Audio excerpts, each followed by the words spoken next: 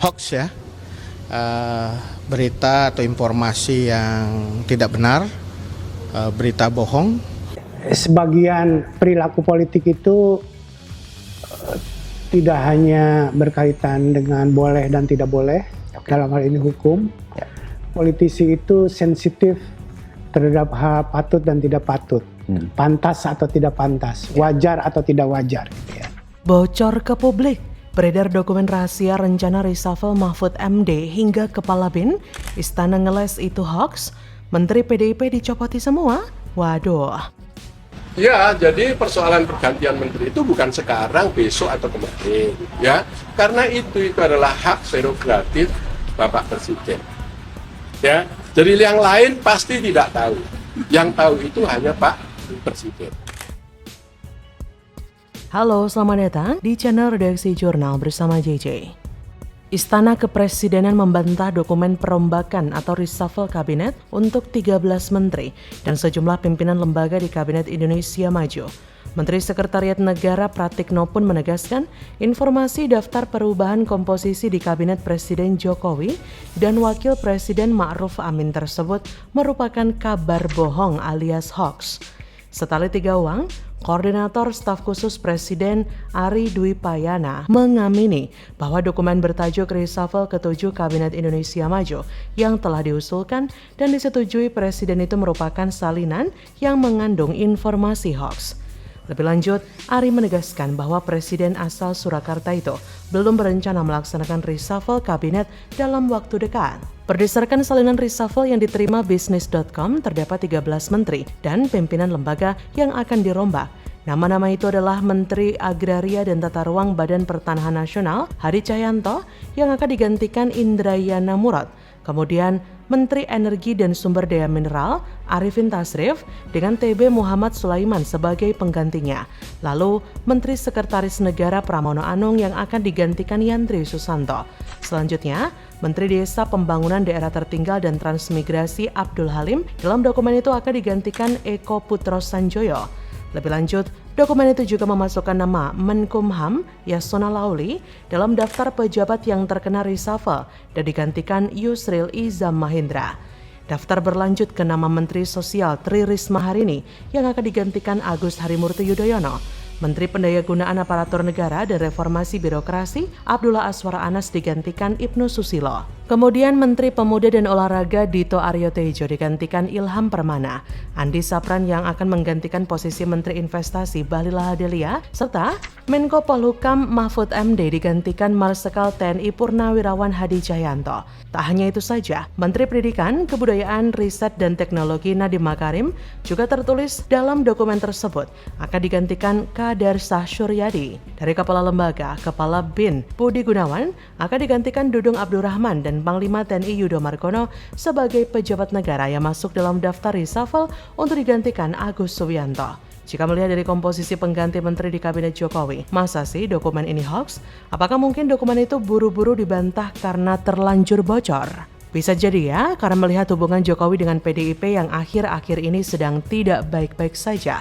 Terlebih menurut Sekjen PDIP, Hasto Kristianto, Jokowi sengaja meminjam para menterinya untuk menyuarakan keinginannya untuk menjabat 3 periode beberapa waktu lalu, termasuk Ketum PKB Muhaimin Iskandar. Namun seiring perkembangannya, isu seperti itu tidak mendapat gaung signifikan dan Jokowi dengan tegas menyatakannya sebagai jebakan kepada dirinya yang tentu membuat Jokowi gerah dan bisa saja melakukan manuver reshuffle kabinet. Bahkan, Ketum PBB Yusril Iza Mahendra pun tidak mengelak adanya isu reshuffle tersebut. Sepertinya memang benar ada bakal perombakan kabinet. Yusril pun merespon isu namanya masuk ke dalam kabinet pemerintahan Presiden Jokowi menggantikan Menkumham Yasona Lauli lewat reshuffle itu. Ya seperti sudah siap menerima mandat itu. Menurutnya, tidak sulit untuk menjalankan tugas-tugas Menkumham sebab ia sudah pernah menduduki kursi tersebut di era pemerintahan Gus Dur dan Megawati. Entah ini benar atau tidak, yang pasti melihat dinamika politik yang ada saat ini, kemungkinan itu pasti bisa terjadi dan tentu sulit untuk dibantah. Bagaimana menurut Anda?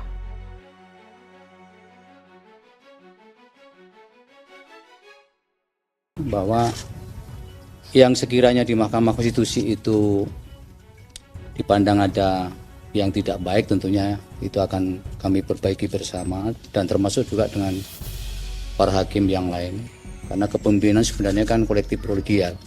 Sebenarnya semua itu unsur pimpinan, Mas Rio. Harus ada yang mengkoordinasi, jadi itulah perlu ditunjuk ketua dan wakil ketua itu. Nah, tadi kami sudah melakukan rapat permusyawaratan hakim secara tertutup dengan agenda melakukan pemilihan pimpinan sesuai dengan putusan MK yang diucapkan beberapa hari yang lalu. Soehartoyo ketua MK baru bikin paman Anwar Usman ngamuk. Ketakutan gak bisa disetir kah? Dendam posisinya dilibas. Setidaknya tahu malu angkel.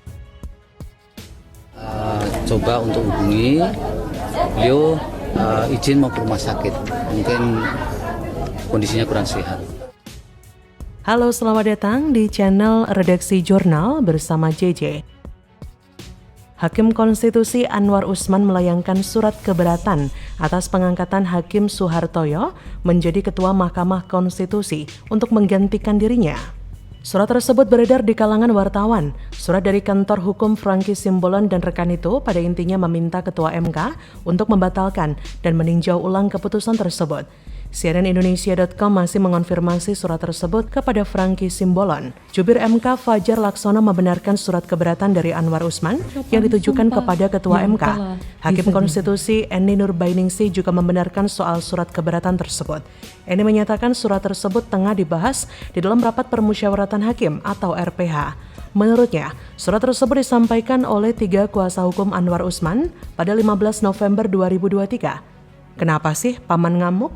Apakah mungkin ia takut MK tak bisa disetir lagi?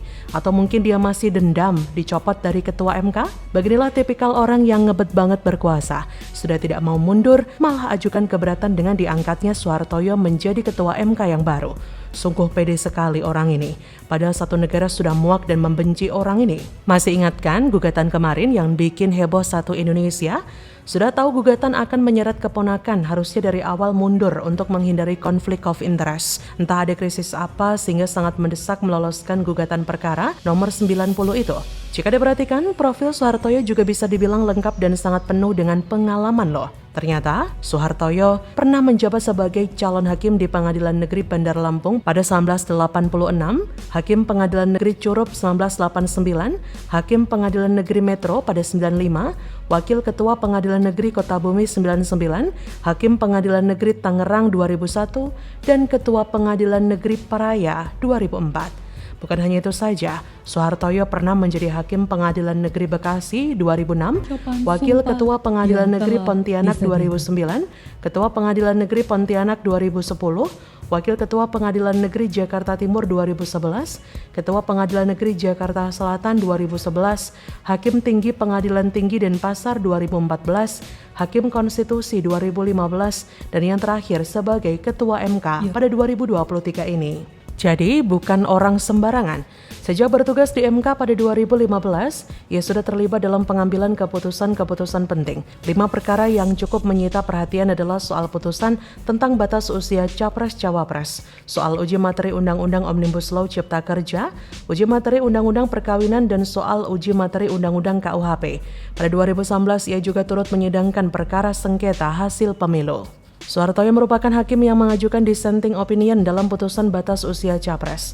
Sikap sama juga ia sampaikan dalam memutus perkara batas usia Capres dan Cawapres yang diajukan oleh PSI dan Partai Garuda. Ia konsisten mengatakan persoalan usia Capres merupakan wilayah pembuat undang-undang sehingga tidak perlu diuji materi oleh MK. Pada saat ada gugatan uji materi Undang-Undang Cipta Kerja pada 2020, ia juga setuju dengan pernyataan undang-undang tersebut inkonstitusional. Pada 2022, saat Perpu Cipta Kerja disahkan dan kemudian menjadi undang-undang dan diuji formil ke MK, ia juga menjadi hakim yang menyatakan dissenting atas putusan MK yang menolak uji formil tersebut. Ia menyatakan pendapat berbeda bersama Wahiduddin Adams, Saldi Isra, dan Eni Nurbainingsih. Melihat rekam jejak Soehartoyo yang begitu mentereng dan patuh pada konstitusi, juga tidak setuju dengan putusan Anwar Usman soal batas usia Capres-Cawapres kemarin, membuktikan bahwa ia sangat pantas menjadi ketua MK menggantikan sang paman. yang mana sangat berambisi menjadi penguasa dan mengambil keuntungan pribadi demi keluarga besarnya. Bagaimana menurut Anda?